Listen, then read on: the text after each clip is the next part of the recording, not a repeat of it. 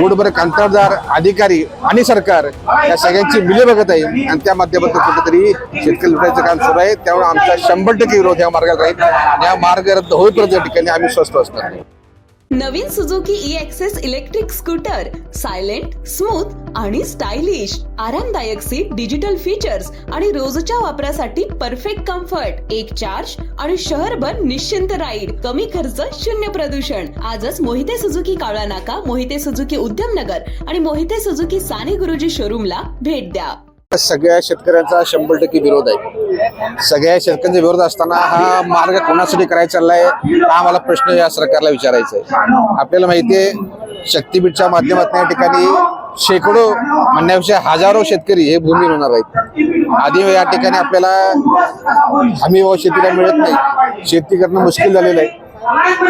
त्यामध्ये या ठिकाणी शेती अडचण असताना शेतकऱ्यांची जमिनी पण काढून घ्यायच्या आणि पूर्णपणे शेतीचा व्यवसाय हा 100% हा कोलमडून जाईल अशा प्रकारची भूमिका सरकारने घेतलेली आहे।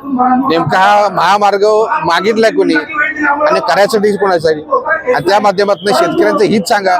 रस्ते चांगले असताना रोज नवीन अलाइनमेंट करायची, इकडे विरोध झाला की तिकडे थांबायचं, परत तो रस्ता मार्ग बदलायचा। 100% या ठिकाणी सरकारला शेतकऱ्याची तीळमात्र काळजी नाही। मूठभर कंत्राटदार अधिकारी आणि सरकार या सगळ्यांची मिलीभगत आहे आणि त्या माध्यमातून कुठेतरी शेतकरी लुटायचं काम सुरू आहे। त्यामुळे आमचा 100% विरोध या मार्गाला राहील। या मार्ग रद्द होईपर्यंत या ठिकाणी आम्ही स्वस्थ असणार नाही। आमदारांचं समर्थन त्यांनी केलं स्वागतच आहे, पण आमचं म्हणणं की आम्ही विरोधी पक्षातलं आहे, रस्त्यावर आंदोलन करणं हे आमचं काम आहे। जर त्यांना खरोखर या ठिकाणी काळजी असेल तर त्यांनी सरकारच्या माध्यमातून मंत्रिमंडळ, विधानसभा असेल त्यांचं आपलं राजकीय वजन हा मार्ग रद्द करावा अशी मागणी विनंती करायची।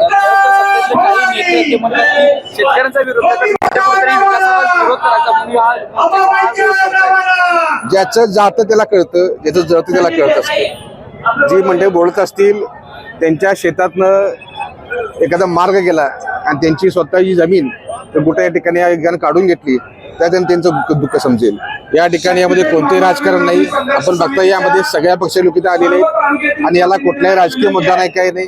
आज आपल्याला सगळ्यांना चांगलं माहिती आहे जर शेती आमची गेली, आम्ही भूमिहीन झालो तर उद्या आमचं पोट कसं भरायचं आणि त्या माध्यमातून ह्या मार्गाची गरज नसताना गरज होती इथून मार्ग कसं असायचं, पहिली जनता विकास कामाची मागणी करायची। आता हा प्रकार वेगळा आहे। मूठभर अधिकारी येशीत बसतात, सरकारमधली 4 ठिकाणी लोक एकत्र बसतात आणि हा प्रस्ताव तयार करतात, नंतर लागायचं काम केलं जातं। ही उलटी विकासाची प्रक्रिया बघायला मिळते। त्यामुळे पूर्णपणे यामध्ये कोणतेही राजकारण नाही। आमच्या सगळ्यांचा शेतकऱ्याच्या हितासाठी आमचा निर्णय आहे।